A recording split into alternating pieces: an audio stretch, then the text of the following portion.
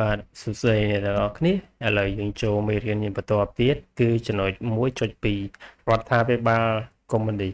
នៅក្រៅសង្គ្រាមលោកលើកទី2លោកបែនណាបានបង្កើតរដ្ឋាភិបាលចម្រុះមួយដែលមានសមាជិកគណៈបកកុម្មុយនីស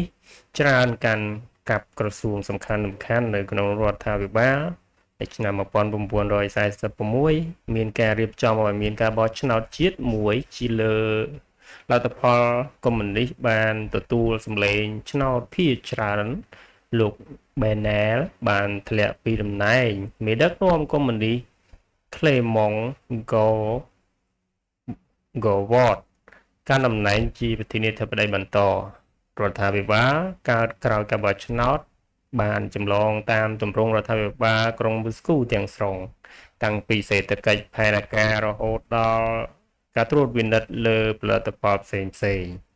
ក្រោយមកការរឹតបន្តឹងនិងអំពើផ្ដាច់ការត្រូវបានគេយកមកអនុវត្តគៀបសង្កត់ទៅលើសេរីភាពក្នុងការបញ្ចេញមតិព្រមទាំងបង្កើតបកកុម្មុយនីសសម្ងាត់ដើម្បី